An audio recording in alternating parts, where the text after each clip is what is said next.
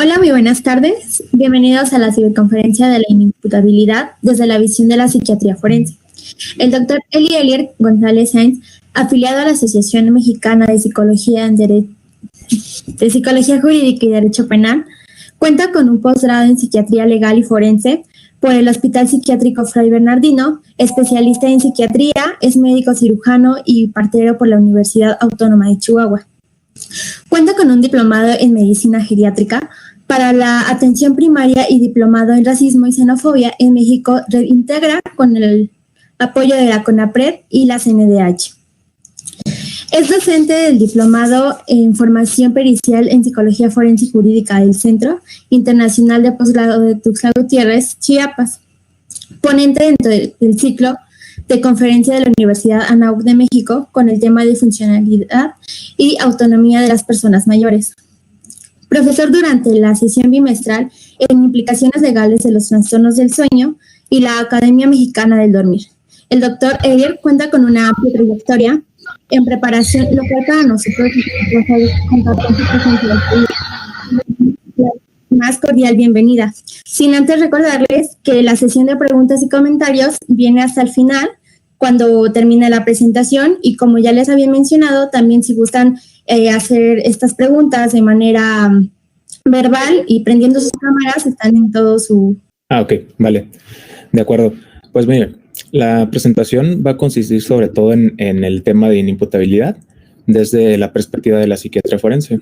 No existe realmente un catálogo de enfermedades que podríamos decir que pues estas son las que se llevan a cabo para poder determinar si una persona es inimputable o no, pero vamos a dar un panorama general de lo que se realiza tanto en los ministerios públicos en México como en los juzgados también de la misma República. En el sistema de justicia penal, en el nuevo, sobre todo el penal acusatorio, que es originado por el principio de oralidad, un cuestionamiento que con frecuencia se hacen los agentes del Ministerio Público es justamente que en su formato de solicitud muchas veces le preguntan a uno de los peritos, sea médico, sea psiquiatra, neurólogo, psicólogo, si la persona tiene la capacidad de declarar.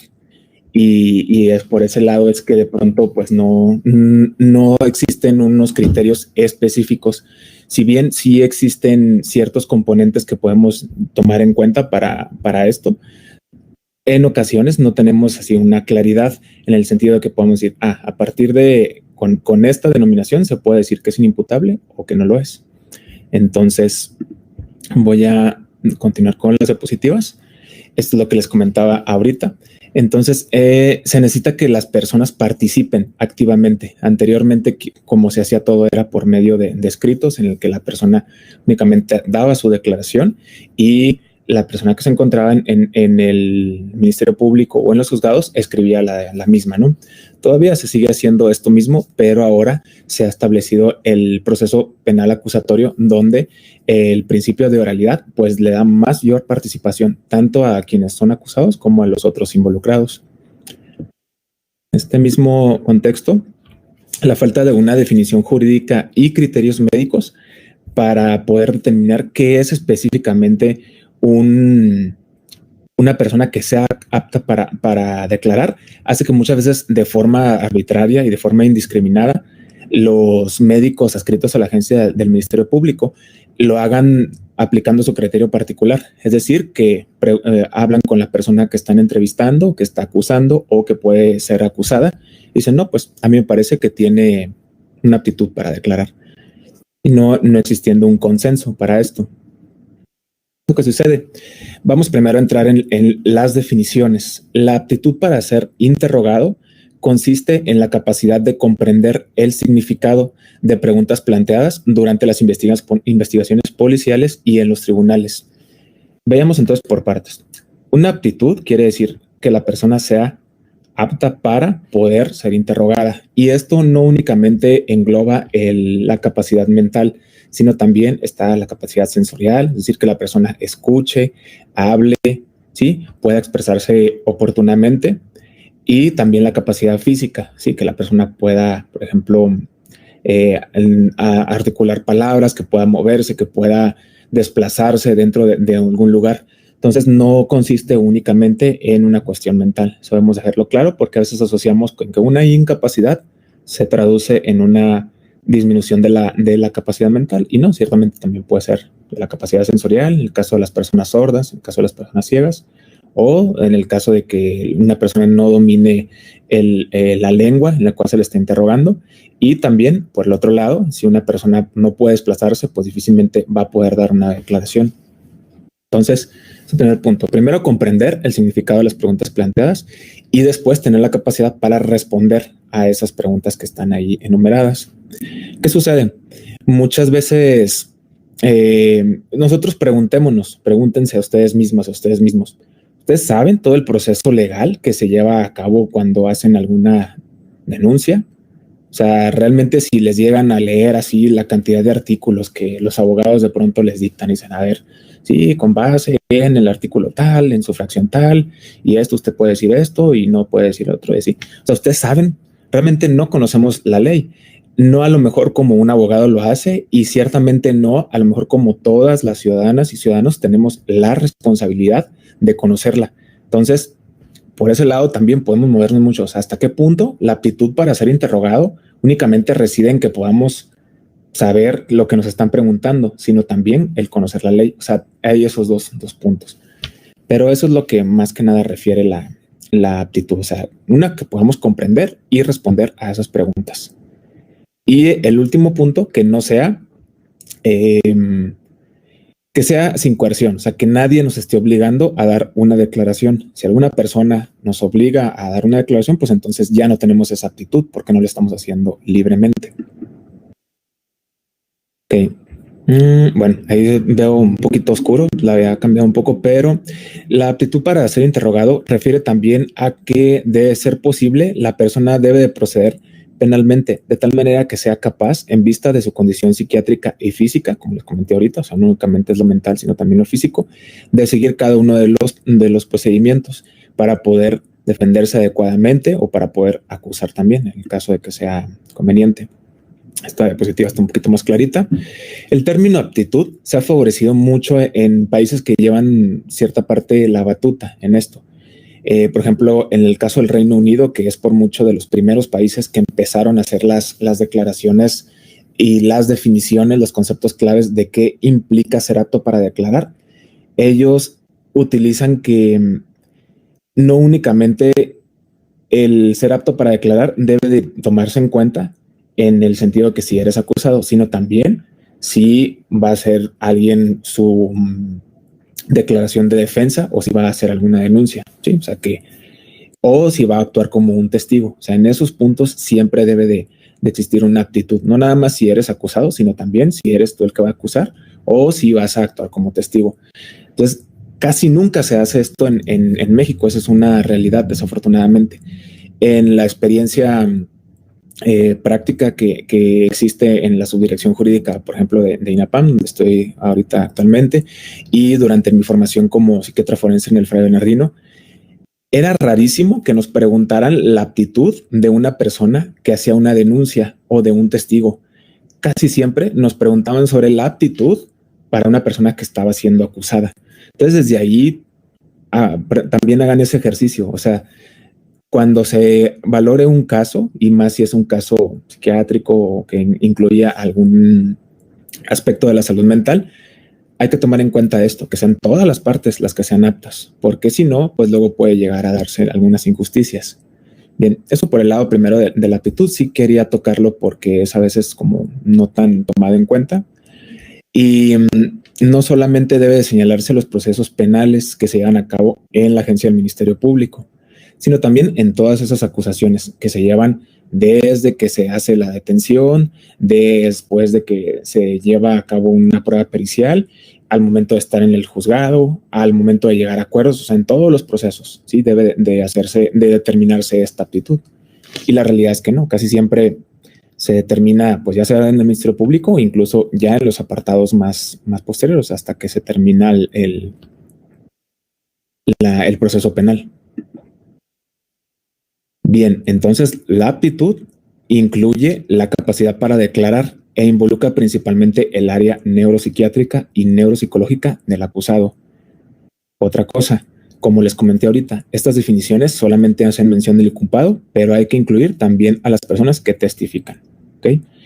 Importantísimo, siempre debemos de involucrar a todas las partes que sean convenientes. En muchas ocasiones, únicamente los médicos del Ministerio Público hacen la solicitud a una sola persona. En caso puede ser el psicólogo, la psicóloga forense o el psiquiatra forense, o dependiendo del área. Y siempre es mejor el trabajo multidisciplinario, es decir, que se valore sí la parte psicológica, la parte médica y también algo que se nos pasa muy constantemente, la parte social. Entonces, involucrando a todas estas disciplinas, la parte social, biológica, psicológica, es como podemos tener más herramientas para determinar que una persona es apta para declarar. Les comparto, en la experiencia en subdirección jurídica del INAPAM, afortunadamente contamos con este recurso. Siempre cuando vamos a valorar a una persona, principalmente pues personas mayores, que es a lo que nos enfocamos, siempre nos acompaña una trabajadora social, una psicóloga y un servidor, o va el geriatra o voy yo, dependiendo del caso. Y entre los tres hacemos una valoración y entre los tres determinamos la capacidad de esa persona para hacer una declaración, o si tiene demencia o si tiene depresión. O sea, la opinión no es de una sola persona, sino es del equipo. Entonces, siempre involucrar a las mayores partes posibles, obviamente que tengan que ver, ¿verdad?, con el proceso en sí. ¿Qué pasa? Obviamente en algún proceso del Ministerio Público o en la práctica cotidiana, pues a veces no es posible por falta de personal, falta del tiempo, pero también por falta de conocimiento. O sea que muchas veces en el Ministerio Público, muchas veces nosotras y nosotros como peritos no lo tomamos en cuenta. Decimos, no, pues ya con mi peritaje es suficiente. No, apoyémonos siempre en más valoraciones. Si tenemos a la mano a una trabajadora social, a un psicólogo, una psicóloga, también preguntémosles a ella cuál es la opinión e integrémosla en esta para que la aptitud para declarar esté más complementaria y no únicamente con nuestra visión forense que podamos tener en esta formación, ¿verdad? Bien. El otro punto, ahora ya una vez que ya determinamos qué quiere decir aptitud, ¿no? O sea, que la persona pueda comprender y pueda responder. Pero ahora el otro punto es, bueno, ¿y qué es la comprensión? ¿Cómo podemos decir que una persona sí esté comprendiendo lo que le estamos preguntando, lo que se le está interrogando, o sí esté comprendiendo lo que está declarando, lo que está acusando? Es algo difícil. De pronto podemos decir, no, pues esta persona yo la escucho bien, está coherente y bueno, pues no hay mayor problema. Sin embargo, hay algunas cosas que nos causan duda. Otra experiencia, igual en una ocasión, uno de los abogados me comentaba que en un principio, pues ellos no se habían dado cuenta de que una persona que iba con ellos constantemente a hacer acusaciones, pues no tenía un padecimiento mental. O sea, ellos dijeron, no, bueno, pues no lo tomamos en cuenta, lo escribieron. Ellos dieron como verídica su acusación y ya cuando se pusieron a investigar, pues se dieron cuenta que no. La interpretación de ellos de inmediato fue que la persona estaba mintiendo. No obstante, ya una vez que se hizo una valoración psicológica, psiquiátrica y social en la subdirección, pudimos determinar que en realidad la persona no es que estuviera mintiendo, es que realmente no comprendía lo que quería acusar. Entonces, desde ahí debemos partir, o sea, que la persona realmente comprenda. Y eso debe de hacerse en todas las áreas. Aunque veamos a la persona que tiene una aptitud física, mental, social, sensorial apropiadas, siempre vale la pena preguntarle, ¿entendió o sabe de qué se trata? Explíqueme lo que quiere usted acusar, explíqueme su defensa. O sea, siempre vale la pena hacer la retroalimentación, no únicamente con quedarnos con que me está diciendo bien y anoto todo, ¿no? Hagamos ese ejercicio de preguntarle a la persona qué opina, qué piensa, qué es lo que en las palabras de esa persona entiende. Esto principalmente pues compete al área legal, o sea, al área de los abogados, son quien más tendrían que hacer este ejercicio, puesto que son pues los que tienen el primer contacto ante una situación legal. Entonces la comprensión se define como el proceso donde las funciones mentales superiores, todos los dominios cognitivos que ahorita comentaré, como la atención, memoria, aprendizaje, se encuentren bien establecidos y que la persona pueda identificar y entender datos externos e integrarlos de forma coherente. Perdón, ¿qué quiere decir? Que una vez que yo tengo todos los elementos para decir, no, pues yo sí tengo un adecuado entendimiento. ¿Por qué? Porque sé por qué estoy acusando o sé de qué me acusan, entiendo por qué estoy acusando o entiendo por qué me acusan, y que además de eso tenga una sintaxis, o sea, lleve un seguimiento de lo que yo estoy declarando o de lo que me están acusando y que guarde relación con ello. Entonces, esto es la definición de la comprensión. Es un proceso de las funciones mentales superiores en que puede la persona aislar, o sea, saber qué elementos existen, identificarlos y entenderlos, que guarde estructura, para aplicarlos después con flexibilidad a la situación determinada. Es decir, no sirve solamente que yo sepa qué quiere decir que sea un robo o qué quiere decir que identifique qué quiere decir golpear, sino que además sepa que golpear está mal o que robar está mal y por qué está mal. O sea, que entienda eso. Eso es la comprensión, entonces.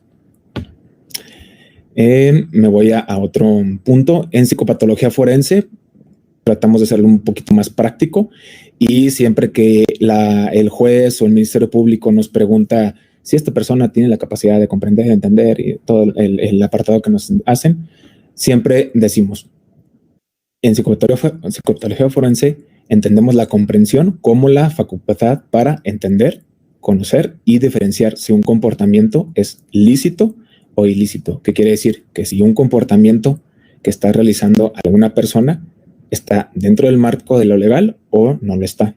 Entonces, eso es lo que nosotros entendemos como comprensión. Obviamente, en otros aspectos, por ejemplo, en el caso de las demencias, pues se entenderá de otra forma, ¿no?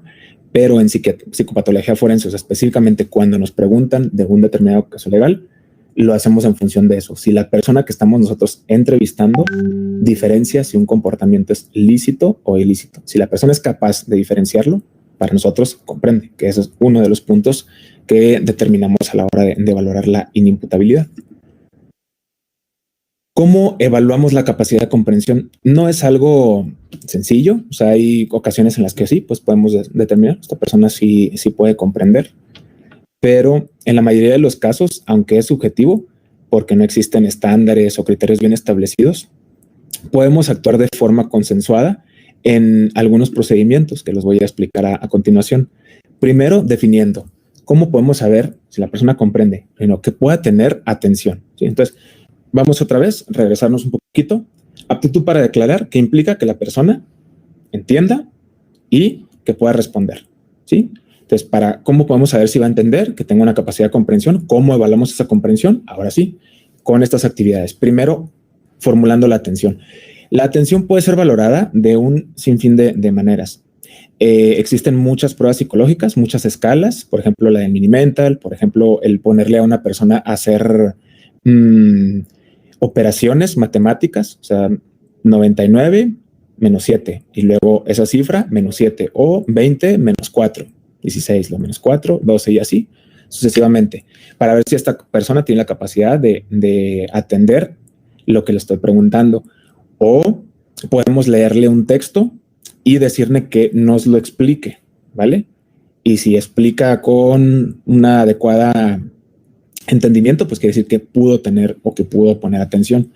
¿Qué pasa en algunas situaciones? La atención no únicamente está determinada por funciones mentales superiores, sino también por el área sensorial, ¿vale? Entonces, imagínense que tiene una persona con hipoacusia, pues eso no quiere decir que esté, pues que no pueda atender, que no tenga una atención apropiada. Simplemente que las vías de comunicación pues no sean las adecuadas, y que si nosotros no sabemos determinar o no podemos comunicarnos con esa persona, pues difícilmente vamos a poder valorar su atención. Entonces, eso tomamos en cuenta. La vía de comunicación tiene que ser la apropiada, ¿sí? En caso sobre todo de personas sordas, personas ciegas, ¿ok? ¿Qué sucede en el área mental? Perdón, en el área de salud mental, que la atención puede estar alterada por muchos padecimientos como esquizofrenia, principalmente, retraso mental y demencias. Eso es como de forma general, no es una regla, pero de forma general, esos tres padecimientos, la atención se ve alterada. Entonces, por ende, pues una persona que no obtiene atención por estas enfermedades que les comenté, pues no va a poder tener una capacidad de comprensión. Pues la atención es importantísimo, es lo primero que tenemos que saber.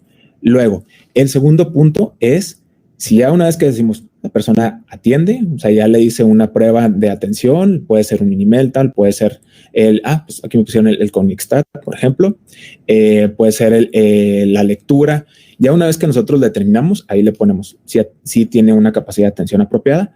Después sigue la comprensión de información básica. La persona sabe por qué está siendo acusada o por qué está acusando o sabe por qué está testificando. ¿Cómo lo podemos hacer? Que nos lo explique en sus propias palabras. Posteriormente, la retención de la información. No basta únicamente con que atienda, o sea, con que nos escuche y nos diga, sí, sí lo entendí, y ya que nos comprenda y nos explique, sino que también después de preguntarle, o sea, que ustedes le pregunten a la hora o a los días qué fue lo que dijo o lo que hizo, qué fue lo que hizo o lo que dijo, él pueda traer esta información de acá, que tiene que ver con el proceso de memoria, justamente, ¿sí? Retener la información para utilizarla en otro momento. Entonces, ¿qué sucede? Por ejemplo, en el caso de las demencias, las personas pueden atender bien, pueden comprender también y explicarnos bien de qué se les acusa o de qué quieren acusar ellas. Pero ¿qué tal que no retienen? Al día siguiente ya se les olvidó o a la semana. Entonces, también esto es importante.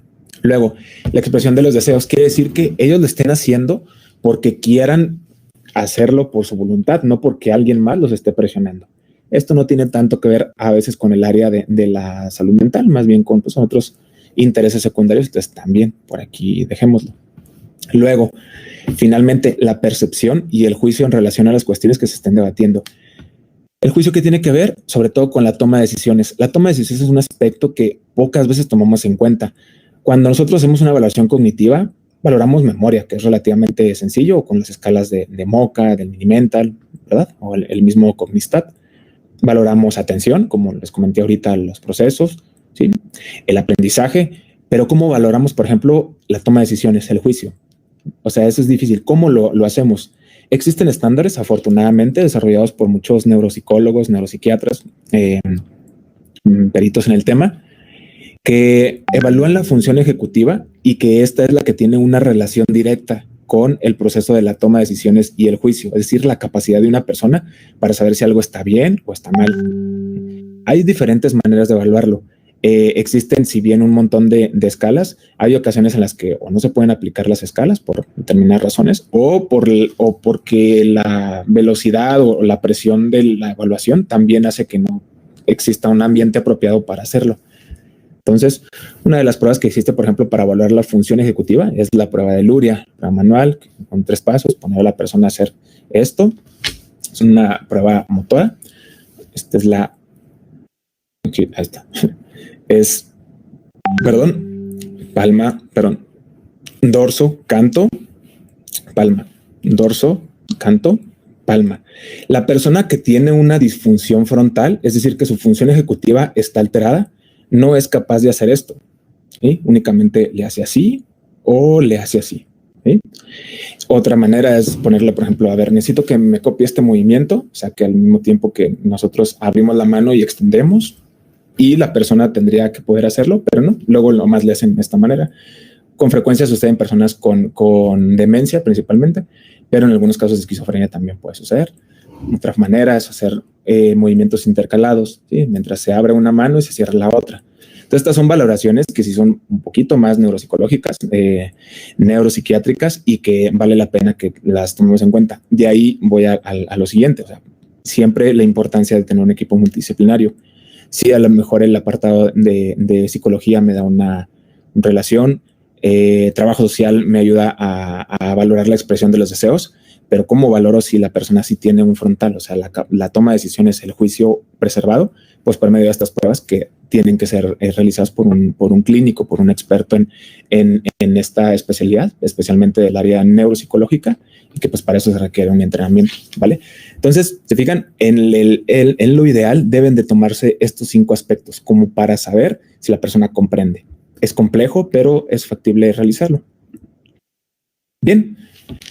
Ya tenemos establecido qué es la comprensión. Ahora, la autodeterminación.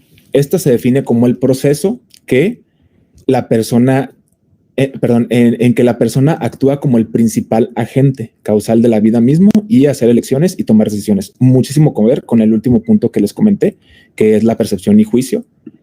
tiene una gran relación con la autodeterminación. Si se fijan, de hecho, en la evaluación así se hace. Primero la atención, luego la comprensión, la memoria, que exista una abolición, la persona quiere hacerlo. Y ya una vez que ya tenemos establecido, entonces ya nos vamos a lo más complejo, que es la percepción, el juicio, la toma de decisiones, o sea, el poder hacer elecciones por su cuenta. Y esto es la autodeterminación, que sin que exista ningún tipo de influencia externa, ¿de acuerdo? Es decir, que no esté condicionado por medios económicos o por alguna, no sé, por algún chantaje también, manipulación de externos. Y esto no tiene nada que, o podría no tener nada que ver con su condición mental. Es decir, aunque una persona tenga un perfecto estado mental, ¿sí? Imaginémoslo así, perfecto estado sensorial y físico, puede ser que no tenga una autodeterminación porque alguien más esté decidiendo por ella.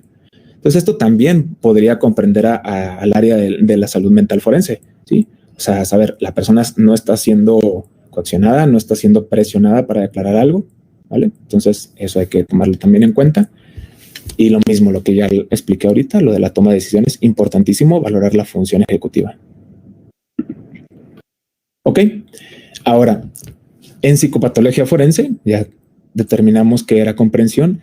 La autodeterminación ahora se refiere a la autosuficiencia y autodirección individual, a la motivación, la voluntariedad y la capacidad de autorregulación. ¿A qué voy ya con esto?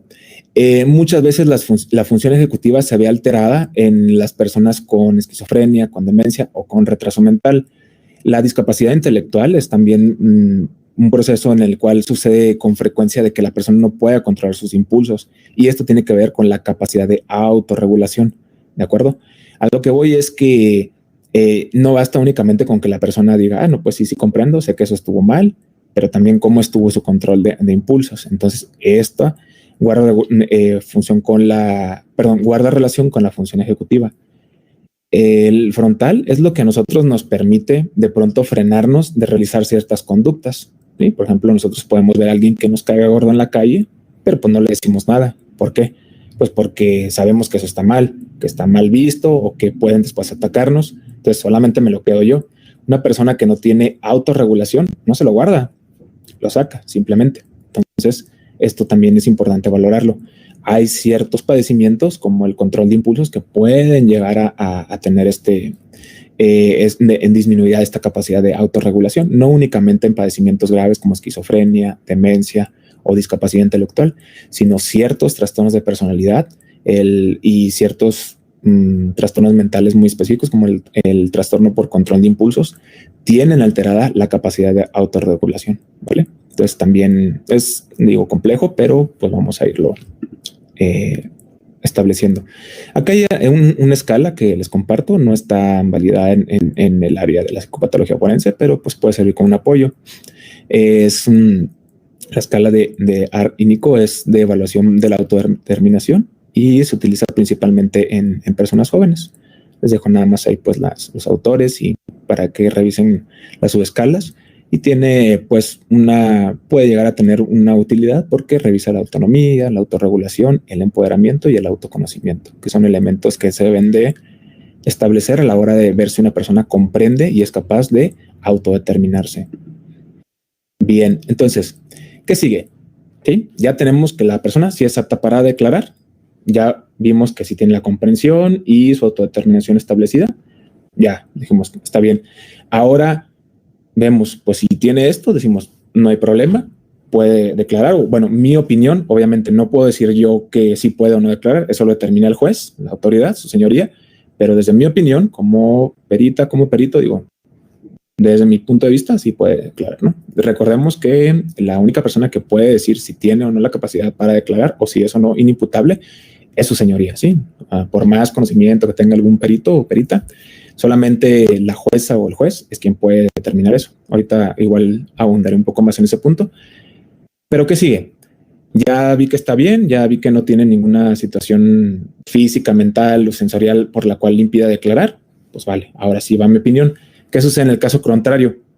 Híjole, ahí se le aprueba de evaluación de la atención, veo ciertas alteraciones, su memoria no está bien, su autodeterminación tampoco. Entonces, ¿qué sigue? Ya en el plano psicopatológico, hay que determinar por qué sucede esto, ¿sí? No hay que irnos en la finta de que nos digan, no, pues es que ¿sabe qué? Mi papá o mi hermano o mi hijo tiene esquizofrenia y por eso está así o por eso hizo lo que hizo, ¿no? O sea, eso es después. Primero hay que determinar la función mental, la capacidad que tiene una persona para declarar y después vemos el por qué. Sí, porque esto puede suceder con relativa frecuencia, que antes de que tú puedas determinar algo, ya el mismo familiar o la misma persona involucrada te diga, es que yo tengo esto y por eso hice esto. No, eso es después. Primero hacemos la evaluación y después determinamos los porqués. ¿Qué porqués puede haber? Pues los que les comenté ahorita, mental, físico o sensorial. En esta plática, desde luego, vamos a enfocarnos en los aspectos mentales. Causas de incapacidad mental. La falta de capacidad mental puede tener muchas causas, ¿sí? Un montón. O sea, muchas son permanentes, muchas son temporales. Es importante tomarlo en cuenta porque no siempre el hecho de que una persona sea incapaz en un determinado momento implica que lo va a hacer para toda la vida, ¿sí? Y viceversa, no siempre el hecho de que una persona sea capaz en ese momento de declarar implica que va a ser siempre capaz de hacerlo. Puede ser que después disminuya su capacidad para entenderlo y no pueda defenderse. Imagínense una persona que se le sentencia a los 60 años de edad y no ha desarrollado una demencia, pero en los 2 años posteriores, ya una vez que está dentro del reclusorio, empieza a desarrollarla y ya no puede defenderse o ya no puede dar sus explicaciones al respecto para que tal vez le reduzcan la condena. ¿Sí? Hay que tomarlo en cuenta también. Estas son las causas de incapacidad mental. Ya las físicas, sensoriales son de otro apartado. Los que vamos a tratar son las mentales. Primero, un problema de salud mental, ¿sí? Llámese trastorno psiquiátrico, psicológico, disculpen. Una discapacidad de aprendizaje, sí, que la persona desde el nacimiento no tenga la capacidad para poder tener un conocimiento apropiado, que no pueda aprender las cosas. Luego, un evento vascular cerebral, es decir, una persona está bien, sin embargo, después se sufre lo que se le conoce como derrame cerebral o embolia cerebral en ocasiones y por ello se torna incapaz. El abuso de sustancias también, que tiene ahí sus asegúnes, pero puede considerarse una causa de incapacidad mental. El dormir también, o sea, a veces no lo tomamos en cuenta.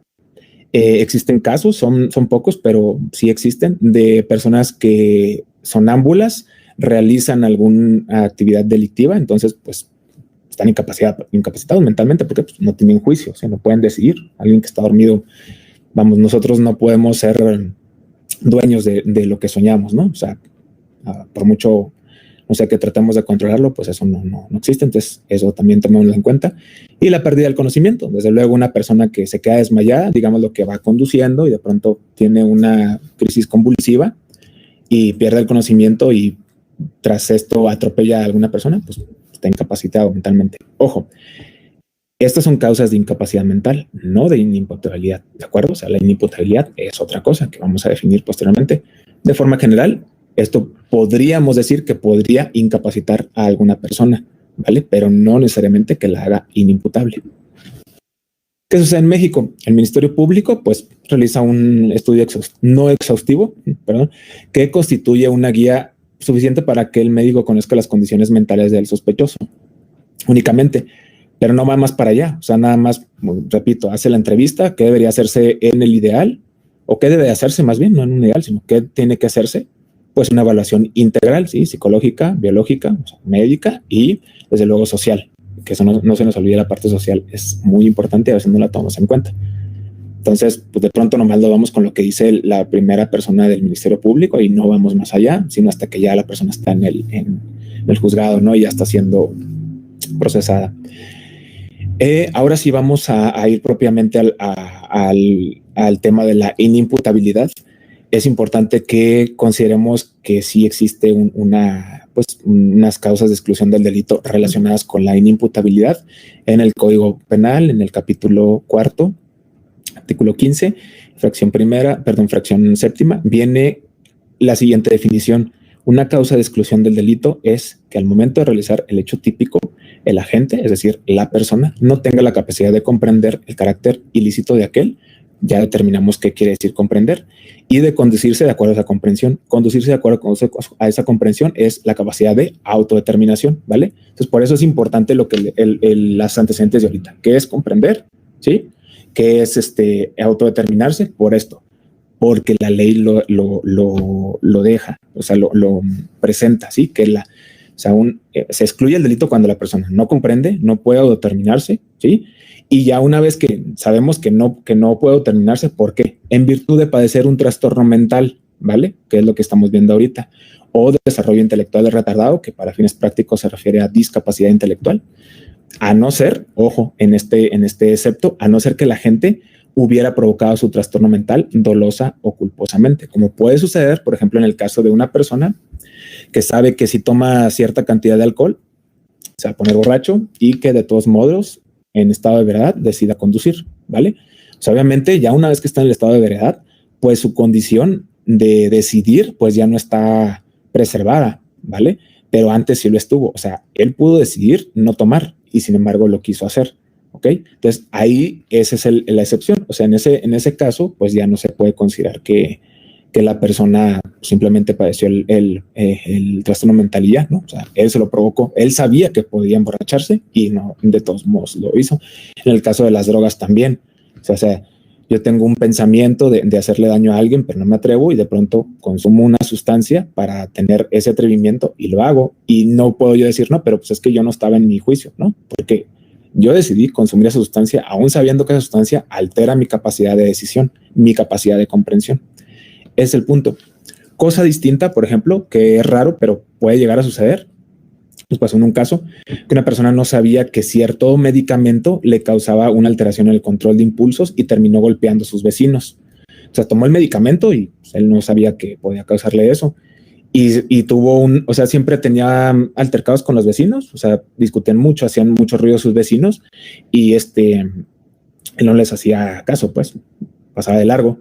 En una ocasión tomó un medicamento, un estimulante, para ser más específicos, y él no sabía que tenía una reacción idiosincrática, o sea, que no tiene la mayoría de las personas, sino ciertas personas, y tuvo esa reacción. Pasó lo mismo, entró a su casa, sus vecinos estaban haciendo ruidos, pues se regresó y los golpeó, ¿sí? Entonces ahí sí puede decirse que pues el medicamento fue la causa de esa disminución de la comprensión o de su control de impulsos o de conducirse de acuerdo a esa comprensión, pero él no se la provocó, él no sabía que ese medicamento le podía causar eso, ¿vale? Entonces, son raros los casos como ese, pero pueden llegar a suceder. Bueno, aquí otra vez se puso en negro, tiene más que ver con la configuración, pero a lo que voy con la evaluación de la capacidad mental, aquí lo tengo en la diapositiva, es que el perito analiza el comportamiento de una persona, permítanme, de una persona al momento de realizar los actos que se le imputan con el fin de evaluar sus funciones mentales superiores. Es decir, entonces ya una vez que nosotros tenemos todo el bagaje, o sea, ya sabemos que no comprende, que no puede conducirse a través de esa comprensión y que es relacionada a un padecimiento mental, entonces ya podemos hacer todo esto, hacer la evaluación. Hay que tener unas consideraciones forenses de la psicopatología. Primero, el actus reus. ¿Sí? El actus reus es el acto criminal en sí mismo, la intención criminal. Entonces, esto se deriva de una frase en latín que es actum non facit reum nisi men sit rea, que quiere decir el hecho no hace que un hombre sea culpable a menos que su mente sea culpable. ¿Sí? O sea, no basta con el hecho que se cometa, sino que también la persona quisiera cometerlo. Esto es a lo que digamos que puede resumirse todo lo que les acabo de comentar en esta frase, ¿sí? O sea, el hecho, la conducta delictiva no hace que el hombre sea culpable, no, que una persona sea culpable, ¿sí? A menos que la persona sepa, comprenda y se conduzca a través de esa comprensión. Bien, ahora sí vamos a ver el concepto de inimputabilidad. Quedemos de acuerdo en algo. El concepto de imputabilidad e inimputabilidad es un concepto jurídico, ¿sí? No es un concepto psicológico, ni psiquiátrico, ni neurológico, ni médico, ¿sí? O sea, si ustedes buscan en un libro de medicina, en un libro de psicología, imputabilidad, pues no deberían de encontrarlo porque no es un concepto biológico, psicológico, ni social. Es un concepto jurídico, pero su base es biológica, tiene un sustrato biológico y se define por la capacidad de la persona para que se le atribuya la responsabilidad de algún acto delictivo cometido por ella. Para que exista imputabilidad, ya lo hemos visto, lo vamos a repetir, deben de existir una plena inteligencia y voluntad para realizar esta conducta y son considerados no desde el punto de vista jurídico, sino desde el punto de vista psicobiológico, psicosocial, ¿vale? Entonces, la imputabilidad, aunque es un término jurídico, tiene su base en lo biológico, psicológico y social, ¿ok? Entonces, híjole, otra vez se borra ahí la imagen. Lástima. Aquí sí lo tengo claro. La imputabilidad la inimputabilidad. Voy a poner la otra. Igual se ve. La inimputabilidad puede determinarse como una situación en la cual el momento en el que se realiza un acto delictivo, un hecho típico, el agente no tenga la capacidad para comprender la naturaleza de este acto ilícito y de conducirse de acuerdo a esta comprensión en función de que padece algún trastorno mental. Entonces, esa es como la regla general. Y la regla Magnaten es una regla que fue originada tras la formulación de una resolución de una reacción de absolución en 1843. Daniel Magnatel fue acusado de asesinar a Edward Drummond, y él había confundido a Edward Drummond, que era un ministro, que era una persona ajena al primer ministro británico. Magnaten le disparó una pistola en la espalda del secretario Pett y murió 5 días después. Después de esto se determinó que pues, la persona no se encontraba en plena capacidad de comprensión y entendimiento de esto, y desde ahí pues surge la regla. Entonces una persona no es responsable de su conducta delictiva si en el momento de realizarla es resultado de alguna enfermedad mental y carece de la capacidad para apreciar. Ojo con esto. ¿Qué quiere decir? Que no tenemos que irnos en la finta de que una persona por el solo hecho de tener una enfermedad mental ya es inimputable. Claro que no. No únicamente basta con tener la enfermedad mental, sino también con que la persona actúe de acuerdo a esta enfermedad mental.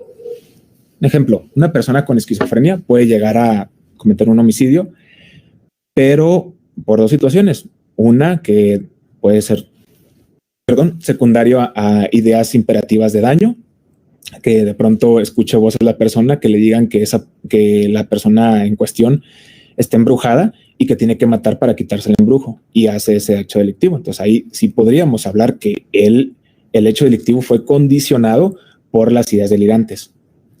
Otro ejemplo sería, por ejemplo, una persona que de pronto comete un delito y dice que tiene esquizofrenia, pero al momento de cometer el delito, pues estaba controlado, ¿sí? O sea, tenía una medicación adecuada, no había tenido una alteración en su percepción, y de todos modos cometió el delito, ¿vale? Entonces, aunque a lo mejor su capacidad de comprensión está disminuida, no estaba disminuida en el momento de cometer el delito. En México, en Ciudad de México específicamente, consideremos que una persona que comete un delito y que tiene una enfermedad mental tiene la posibilidad de cumplir su condena en un área distinta al del resto de las personas, que es el Centro Varonil de Readaptación Psicosocial, o el femenino en el caso de las mujeres. Digamos que esto es una ventaja porque pues muchas veces las personas con padecimientos mentales pueden ser vulneradas en todas las cuestiones de sus derechos. Entonces imagínense si esta persona pues la pusieran en un lugar junto con otras personas que no tienen padecimientos mentales. Curiosamente, aunque muchos pensemos lo contrario, la realidad es que las personas con padecimientos mentales está probado que tienen menos probabilidad de cometer un delito. Es decir, si una persona tiene un padecimiento mental grave, llámese esquizofrenia, demencia o retraso mental, la probabilidad de que cometa un delito es menor que una persona que no tiene un padecimiento. La mayoría de los delitos, y esto debe quedarnos claro, son cometidos por personas que no tienen padecimientos mentales, ¿vale? ¿Qué sucede? Hay un estigma increíble hacia la enfermedad mental, y consideramos muchas veces que las personas que cometen delitos fuertes, violaciones, asesinatos seriales, es porque están enfermos de la cabeza, y esto no es así. Se ha probado una y otra vez. Recordemos un caso ejemplar en México, el caso de Juana Barraza, apodada la Mataviejitas. Esta persona cuando se hizo la evaluación, la gente estaba así, o sea, el Ministerio Público, la justicia mexicana buscaba hasta el cansancio que la persona tuviera una enfermedad mental para que explicara por qué de su conducta. Cuando se hizo la evaluación de esta persona realizada por uno de mis maestros, el doctor López Munguía, terminó que no, o sea, que no tenía ninguna enfermedad mental. Y al juez eso le parecía increíble. Decía, güey, ¿por qué? Entonces, ¿por qué hizo lo que hizo? Pues, igual, no lo sé, pero no es por una enfermedad mental. ¿Sí? Entonces eso nos debe quedar claro para que no estigmaticemos a la enfermedad mental. Si una persona tiene esquizofrenia, demencia o discapacidad intelectual, lo más probable es que no cometa un delito. La mayoría de los delitos, repito, tanto en situación numérica como en situación proporcional, son cometidos por personas que no tienen un padecimiento mental. ¿Sale? Entonces, ¿qué pasa? Pues que el delincuente es más parecido a nosotros. ¿Sí? O sea, dejémonos con eso. Muchas veces hacemos esto como está enfermo. Y como está enfermo de la mente, pues por eso cometió ese delito. No es así. Casi siempre los delitos, la gran mayoría de los delitos son cometidos por personas, repito, que no tienen padecimiento mental. El proceso de evaluación forense, entonces, puede terminarse de la siguiente manera. Primero, hay que revisar el expediente, ¿no? Incluyendo el médico. O sea, luego se hace una inspección, una evidencia clínica, física. Ahí conviene el apoyo siempre de que estén acompañados. Nunca hay que hacerlo solo. Idealmente también tendría que visitarse la escena del crimen. Para esto hay que apoyarse de la criminología, o sea, que son los expertos en visualizar justamente estos puntos. Luego se hace una entrevista a las víctimas o testigos, luego una evaluación psiquiátrica, si es que se está sospechando de un padecimiento mental. Las pruebas biomédicas, quiere decir que la persona pues, no esté alterada en sus metabolitos, que no esté bajo el flujo de alguna sustancia o que lo haya estado. Estudios neuropsicológicos, ya una vez que determinamos, no, pues esta persona considero que sí puede tener un padecimiento psiquiátrico. El relato de la historia en diversos momentos para poder hacer como una diferenciación. Y tomemos en cuenta esto, la principal fuente siempre debe ser el acusado mismo, ¿sí? Una sugerencia que nos realizan muchos de los maestros en psicopatología forense es que primero entrevistemos al acusado o al testigo antes de evaluar un expediente. Varía, o sea, no existe como tal un protocolo. Este es el que se realiza a cabo en la mayoría de los hospitales psiquiátricos y áreas de subdirección jurídica del gobierno federal. Importante, la conclusión sobre la capacidad de comprensión y autodeterminación, lo que vimos ahorita en los primeros puntos, tiene que ser específica para el momento de los hechos, ¿sí? En que se analizaron. Y no se puede generalizar que todas las conductas del individuo van a ser en función de esa comprensión o de ese estado mental, ¿sí? Siempre que nos preguntan algo, o sea, para valorar la comprensión, para valorar la autodeterminación o para apoyar al juez para determinar si existe o no inimputabilidad, se hace en el momento de la evaluación, no antes, no después. No podemos saberlo si la persona en el momento de cometer el delito tenía la capacidad de comprender o entender. Podemos inferirlo, ¿sí? ¿Qué no se vale? Que digamos, no sé. O sea, que en el momento que hacemos la evaluación no sepamos, no, porque para eso somos los peritos. Para eso tenemos que saber que en ese momento la persona tiene o no capacidad. Desde luego, es difícil a veces poder trasladarlo o inferirlo en el momento de los hechos, pero para eso podemos apoyarnos ¿de qué? De los expedientes, de las declaraciones de los familiares, de las declaraciones de los policías y desde luego de la misma declaración del inculpado, ¿vale? Pero sí es importante esto, o sea, cuando hacemos nosotros una aproximación del estado mental de una persona es en el momento de la evaluación, no antes ni lo que va a suceder después, ¿sí? Otra cosa, el término inimputabilidad utilizado en este sentido no se refiere a ni sugiere que el perito haga dicha calificación. Importantísimo, ¿sí? Es potestad únicamente de su señoría de juzgar el caso. Nosotros podemos darle elementos a la jueza o al juez para decir que es imputable o es inimputable, que comprendía o que no comprendía, pero quien determina eso únicamente es el juez, ¿sí? En la mayoría de los países, y México no es la excepción, ¿vale? Si nosotros llegamos a poner en un peritaje, la persona en cuestión que acabamos de valorar es inimputable por esto, nos pueden llegar a decir, ¿y tú quién eres para decir esto? Por más peritos que seas, por más conocimiento que tengas, quien lo determina es su señoría, es la autoridad judicial únicamente. ¿Qué somos nosotros? Aportamos elementos, ¿sí? Damos el panorama, pero su señoría es quien decide. Para nosotros puede sonarnos, podemos decir, pues sí, yo considero que sí es inimputable por esto, pero no lo ponemos así tal cual. La persona es inimputable.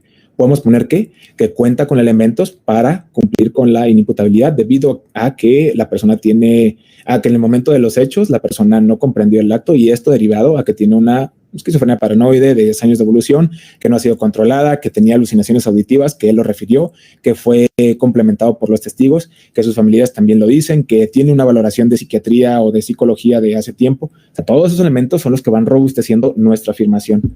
Pero repito, su señoría es el que dicta esto. Aquí pone Ivonne Ortega, acá en Chihuahua es común que algunos psiquiatras determinen la inimputabilidad. No, sí, pues pasa mucho en toda la República, y eso no nos compete a nosotros. Su señoría es nada más quien lo hace. Repito, podemos dar elementos, podemos decir cuenta con criterios, tiene los elementos para, pero nunca decir es, porque eso nada más a la autoridad judicial.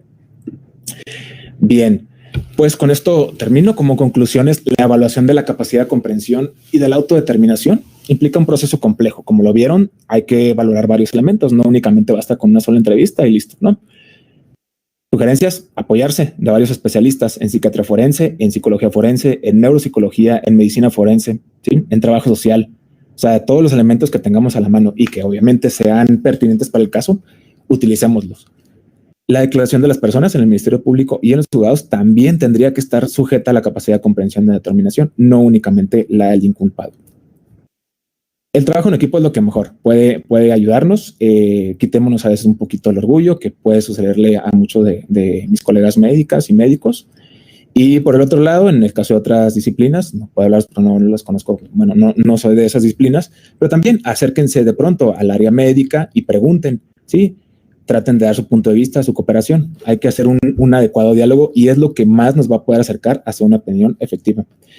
En el trabajo, en la poca experiencia que tiene un servidor, he visto eso, que cuando las cosas se hacen en conjunto, con el apoyo de psicología, con el apoyo de trabajo social, con el apoyo de la medicina, salen mejor a que si le hace una sola persona, ¿vale?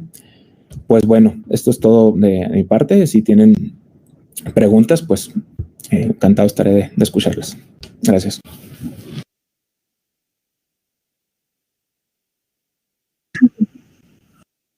Bueno, pues si tienen alguna pregunta que quisieran realizarle al profesor, sería bueno que prendieran sus cámaras, su audio, si gustan, o bien las pueden escribir por el chat.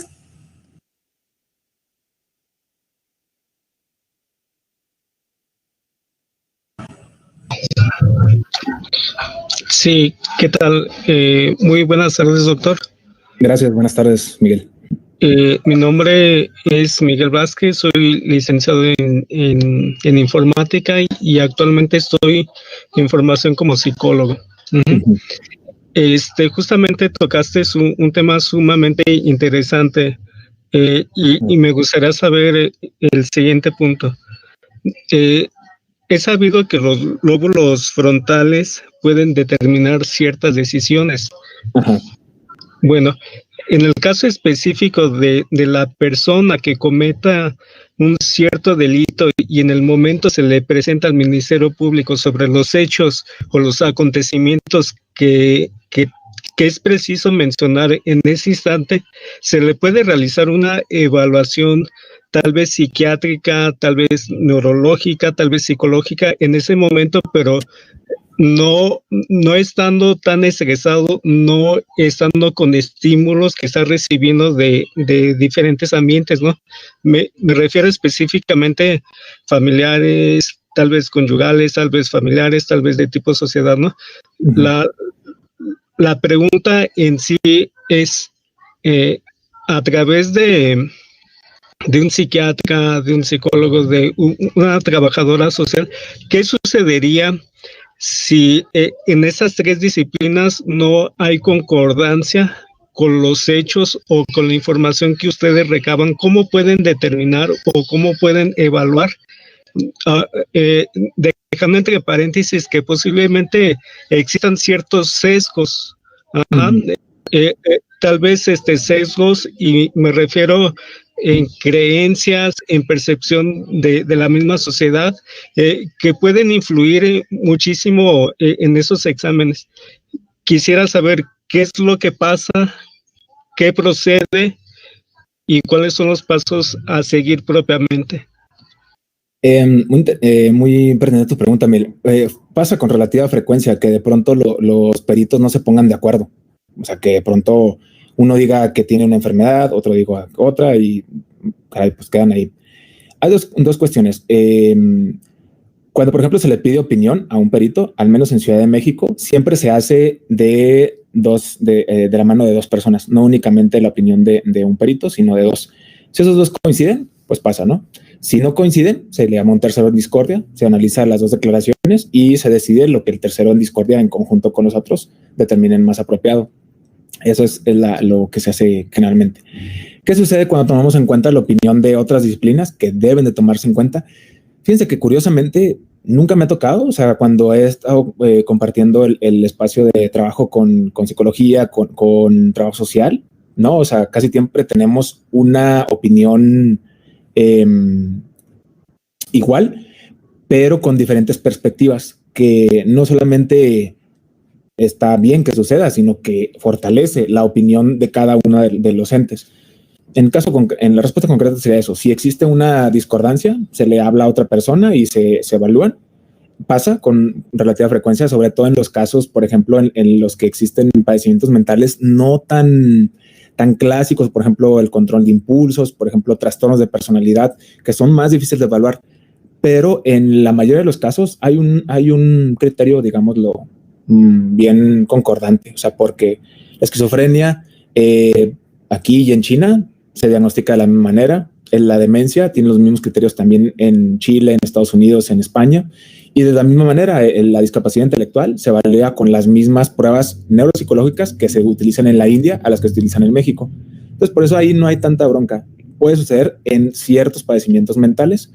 Cuando sucede eso, se habla a un tercero en discordia. Okay. Muchísimas gracias. No, nada. Bueno, leo. ¿Sí? Las quiere leer. Bueno, Nancy López nos comenta: hola, buenas tardes. Mi pregunta es, ¿qué considera que el Poder Judicial o la MP puedan hacer para poder mejorar ante este contexto los inimputables?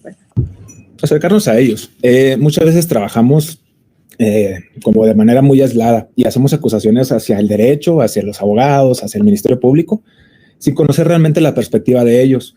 Una cosa que a mí me ha servido y que hacemos bastante en el área de subdirección jurídica es que siempre nos apoya un abogado. Si pueden hacer eso, si tienen esa facilidad, les va a servir muchísimo. Nosotros podemos leer la ley. O sea, por ejemplo, ahorita pues les puse el apartado, ¿no? De lo que dice específicamente el Código Penal Federal. Y ustedes lo pueden leer y pues comprendemos, ¿no? Pero es muy diferente cuando se tiene una formación en derecho y cómo está esa comprensión cuando tienes la formación en derecho. Entonces, de primera instancia, primero, antes de exigirles algo a ellos, o sea, de que mejoren su contexto de inimputabilidad, primero acerquémonos a ellos, ¿sí? Invitémoslos a este tipo de charlas, preguntémosle qué les interesa a ellos saber de una persona que podría ser inimputable para nosotros poder trasladar eso.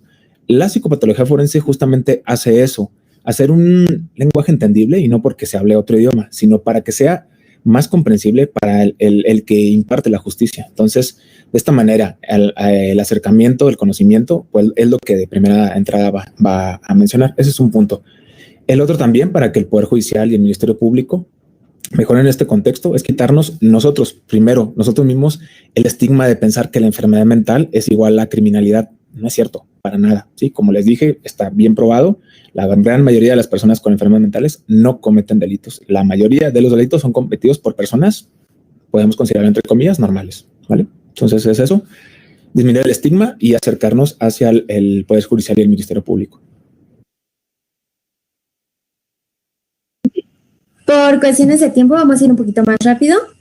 Laura nos pregunta: soy estudiante de Derecho, me interesa preguntar cuál es la relevancia de si la persona que va a declarar o testificar tenga depresión o no, el grado de autodeterminación o de los posibles efectos que pueda tener el tratamiento de esta.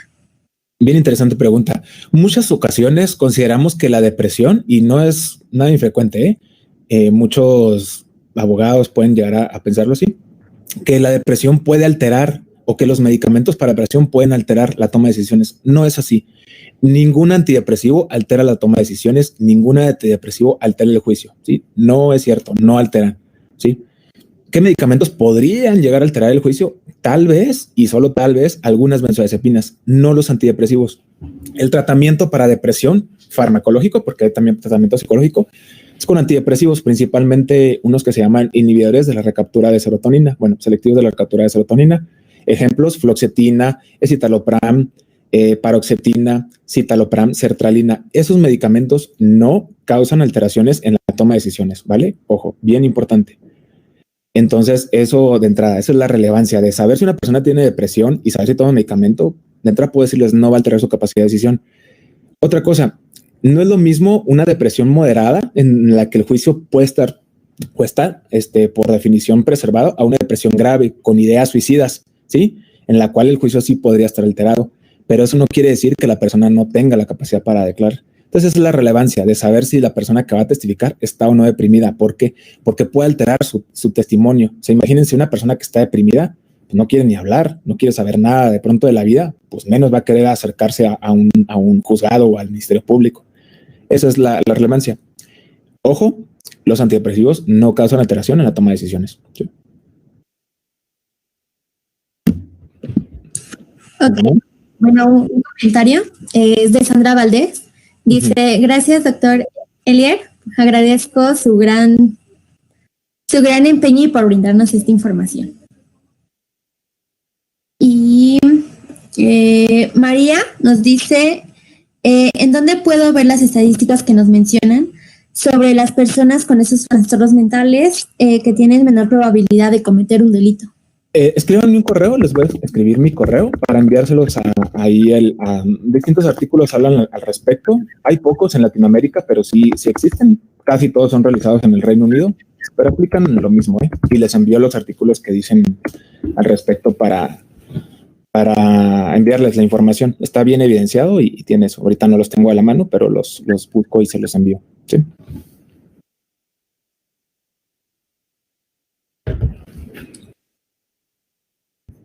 Bien, pues creo que es todo, ¿no? Sí, yo creo que vamos finalizando. Uh-huh. En el nombre de la asociación, queremos agradecerle a usted, doctor, por la presentación que nos ha brindado. Es grato que usted nos haya brindado este tiempo, este espacio y, bueno, a todos nosotros. Y pues recordando que la Asociación de Psicología es una asociación muy joven que apenas va fortaleciéndose poco a poco, que para nosotros es muy importante crear este tipo de espacios y de diálogo de intercambio profesional para poder llegar a ser mucho mejores de los que ya somos.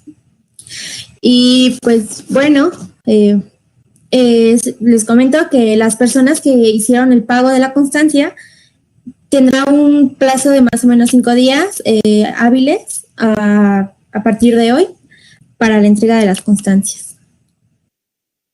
Pues bueno, creo que ya. Vale, pues muchas gracias por su atención, participación e invitación a todos ustedes. Ahí estoy al pendiente. De todos modos, ahí tienen mi correo y pues ahí estaré al pendiente. Bueno, ponen una última pregunta, la contestaré rápidamente.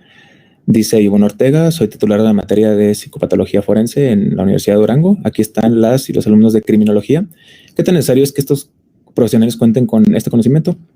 Importantísimo, imprescindible, sobre todo para aplicar, bueno, más bien para apoyar a la aplicación de la justicia en un buen sentido. Repito, o sea, la mayoría de los delitos no son cometidos por personas con padecimientos mentales, sino con personas que se encuentran sin padecimientos mentales. Entonces, para eso, ¿no? Para pues tener un conocimiento más de cuándo una persona tiene una aptitud para declarar o no, y tener como cuestiones sí complejas, pero prácticas para aplicarlas en el cotidiano cuando de pronto tengamos una duda, perdón.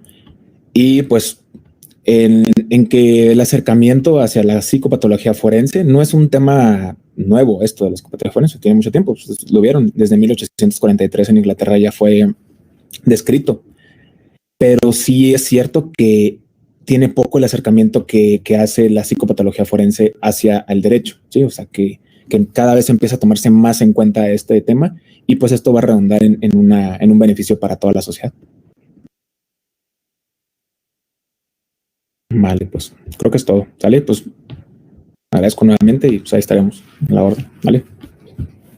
Excelente tarde. Hasta luego. Bye.